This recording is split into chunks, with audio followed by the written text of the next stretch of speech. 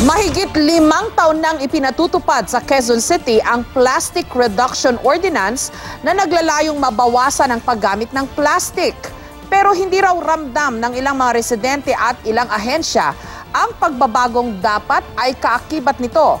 Bukod sa hindi raw mahigpit na naipatutupad ang ordinansa, tuloy pa rin sa paggamit ng plastic ang maraming mamimili kahit pa may bayad.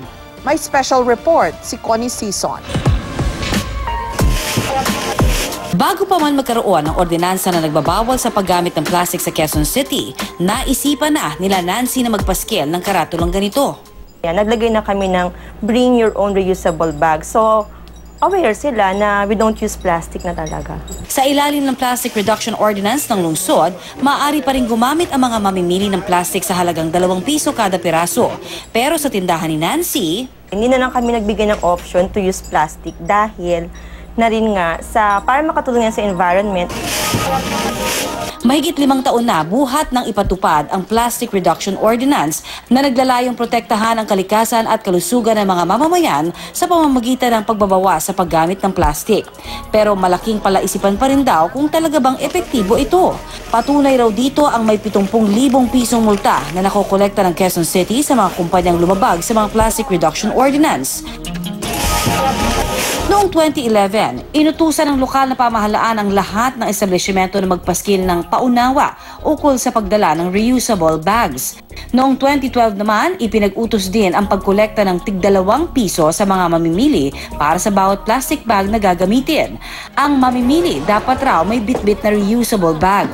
Ang naningil na negosyo, obligadong gastusin ang nakolektang Green Fund para sa environmental projects. Hindi bababa sa 12 sa 17 lungsod sa NCR, may mga katulad na regulasyon ukol sa paggamit ng plastic. Nasa 4 na lokal na pamahalaan naman ang wala pa ring ordinansa kaugnay sa paggamit ng plastic. Ang MMDA na nagsasagawa ng taunang paglilinis sa mga estero, may mahalagang obserbasyon sa uri ng basurang nakokolekta nila. Right now we see still 14% of the waste collected is plastics. We always can expect na the amount of waste generated is becoming more over time because we're preparing for more population. The plastics ban is a step in the right direction, but it has to be enforced. We can better promote to citizens that these laws do exist. Hindi naman mahigpit na patutupad. Sa Quezon City, medyo mahigpit pero pwede ka nga bumili, no? Kailangan pa rin talagang panindigan ng mga local officials. 2 pesos lang yung plastic bag. Napakamura niyan. Aminado ang mga opisyal ng Quezon City, may lugar pa para mapabuti ang implementasyon ng ordinansa. Although para sa amin successful yung ordinance namin, siyempre na-recognize din namin yung limitations namin, lalo na sa enforcement.